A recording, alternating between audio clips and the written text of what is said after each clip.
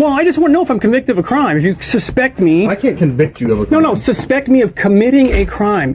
Okay, dude, I'm not going to play this game with you. Identify yourself. I'm going to put you in cuffs. I'm going to take you in fingerprint and identify you.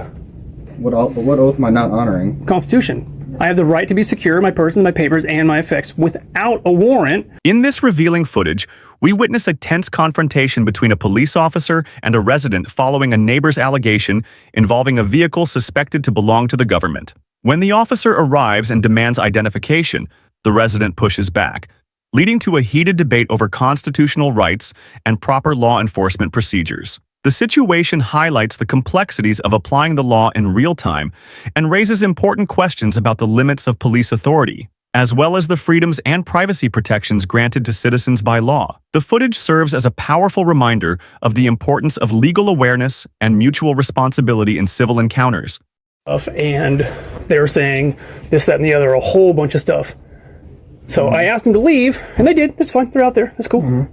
No, they're just upset because I won't let them. I didn't want them originally talking to my kid, and so that's why they're mad.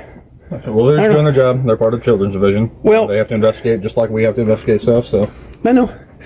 You have an ID with you? Nope. What's your name? Oh no, I don't get my ID unless I'm. Okay, I'm not going to play this game with you. I've done it before a couple years ago. I'm not going to do it again. Hold on. I have a reason to identify you. What for? Property damage. When you kick a vehicle, it's considered property damage. Okay, is there evidence of that? I have 2 witnesses, so yes. No, is there evidence? It's hearsay right now. No, I have 2 witnesses. We can both say that he kicked me and I... Okay, dude, I'm not going to play this game with you. Identify yourself. I'm going to put you in cuffs. I'm going to take you in fingerprint and identify you. So you're going to threaten to arrest me? I'm not threatening to arrest you. I'm threatening to detain you. Is that... To identify you, yes. That's all I need to know. Am I going to be arrested if I don't ID? It's a strong possibility right now. No, it's a possibility, but am I yes or no? When you are being investigated for committing a crime, I have a reason to identify. Oh, absolutely, absolutely. It's a refusal to identify. Yeah, if you suspect me of a crime. So what's your reasonable, articulable suspicion of a crime? I called PD and see if we can just look him up through his address, because we've been here before and did the same thing with him. Well, I just want to know if I'm convicted of a crime. If you suspect me... I can't convict you of a crime. No, suspect me of committing a crime. It's really simple. Well, when you go and kick a government vehicle, yeah. Yeah, if I had kicked it. If. I'm not going to play the game with you. No, I wouldn't either. I wouldn't either. I just need your information, and then I don't need to talk to you no more. Okay. Well, if you guys already know who I am, that's cool. I don't remember. That's why I'm asking. That's okay. That's okay. Because I've been out here before and did the same crap with you. You weren't here before. Yes, I was. With the skinny little guy? Okay. Yeah. All right. Well, yeah, because I like to honor the oath of the Constitution. I like my Fourth Amendment. Okay. I like it because when I go to jail or court, and they say, "Did you suspect him of a crime?" and you say he allegedly kicked a car, that's me suspecting of a crime. Yep. Yeah, but there's no proof of that or any evidence of that. Do you have any law degree or anything? Do you? What school did you go to? I study criminal justice. So. Okay, same here. Yeah. Your body cam on? We don't have body cam, sir. We're not required to. Yeah. No accountability. You're recording me right now. Yeah, because I wouldn't be able to get any other way. Do you have a cell phone? Why aren't you using it to record? Because I'm not required to use my personal cell phone to record you. Okay. But body cams will be coming soon. Good. Beginning of the year. Yeah, you guys got a lot of cool guys on the sheriff's department. I guess Appreciate it.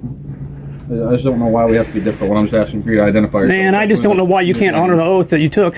What oath am I not honoring? Constitution. I have the right to be secure in my person, my papers, and my effects without a warrant.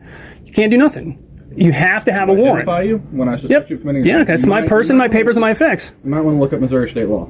Well, state law doesn't trump the Constitution, so... Well, you're in the state of Missouri, so... I'm not in the state of Missouri. You are in the state of Missouri. Well, that's going to have to be proven in court, too. Good legal claim. What's your address? 75521 North 18, which is an address in Doniphan, Missouri, which means you are in the state of Missouri. Oh.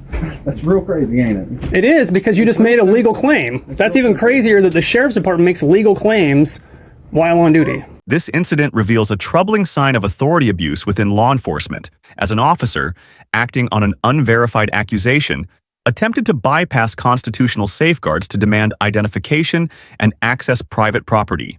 Under the law, no officer has the right to demand ID or enter private premises without a clear and lawful basis to suspect criminal activity. Mere allegations from neighbors, without supporting evidence, cannot override the constitutional protections granted to citizens under the Fourth Amendment, namely, the right to be free from unreasonable searches and the right to refuse to comply with unwarranted demands. This underscores the urgent need for independent oversight and rigorous training within police departments to prevent overreach under the guise of law enforcement. More importantly, incidents like this erode public trust in law enforcement, an essential pillar for maintaining social order. When power is not held accountable, the very legitimacy of law enforcement institutions comes into question,